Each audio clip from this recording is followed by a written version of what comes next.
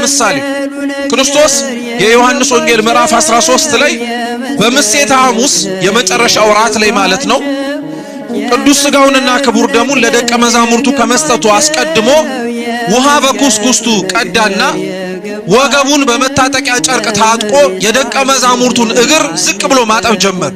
ስሙ በደንብ እያንዳንዳቸውን ማጠብ ጀመር። እያንዳንዳቸውን አጥቦ ቅዱስ ጴጥሮስንም ከተከራከረው በኋላ ካጠበው በኋላ ምንድን ያለው? እናንተ ጌታና መምህር ነህ ትሉኛላችሁ። እውነት ነው፣ ጌታም ነኝ መምህርም ነኝ። እኔ ጌታና መምህር ስሆን የእናንተን እግር ዝቅ ብዬ ያጠብኩኝ ከሆነ እናንተም እርስ በርሳችሁ ተጣጣቡዋል። ቀጠለና ምን አለ? ማንም ከናንተ መካከል ታላቅ ሊሆን የሚፈልግ ቢኖር ራሱን ዝቅ ያርጋል።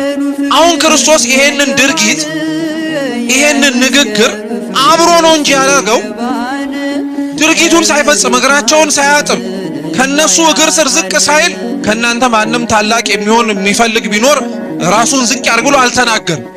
መጀመሪያ ድርጊቱን አደረገ። ድርጊቱን እያደረገ ደግሞ ስብከቱንም ሰበካቸው። አያችሁ? ስለዚህ ወንጌል የሚሰበክ አይደለም ማለት ነው፣ ከመሰበኩም ባለፈ የሚኖርም ጭምር።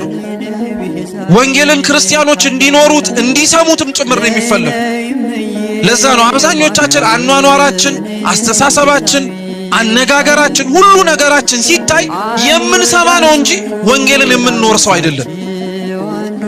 ያ ነው ቤተክርስቲያን ውስጥ እንዲቀረፍ ቤተክርስቲያን ውስጥ ያለን ክርስቲያኖችም ጭምር እንድንስተካከል የሚፈልገው። ለዛ ነው ቃለ እግዚአብሔር የሚሰማ ብቻ አይደለም የሚኖር ነው። ቃለ እግዚአብሔር ከንፈር የሚመጠጥበት ብቻ አይደለም፣ ሲደንቅ ተብሎ የሚደነቅ ብቻ አይደለም፣ እውነት የሚኖር ነው ክርስቲያኖች። አሁን እኛ ጆሮአችን ላይ የቀረውን ክርስትና ጆሮአችን ላይ አዳምጠን ያስቀመጥነውን በልባችን ጓዳ ላይ ይሄ እኮ የእግዚአብሔር ቃል ነው ያልነውን መኖር ብንጀምር፣ እውነቴን የምላችሁ እውነት ክርስቲያኖች መስለን መመላለስ ብንጀምር ምንም አይነት ቋሚ የሆነ ሰባኪ ራሱ ያስፈልገን።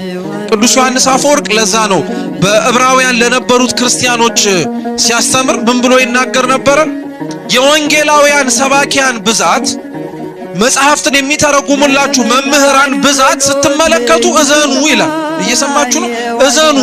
ምክንያቱም እናንተ የተሰበከላችሁን መኖር ብትችሉ ኖሮ ይሄን ያክል ሰባኪ ባልቆመ ነበር፣ ይሄን ያክል ዘማሪም ባልኖረ ነበር።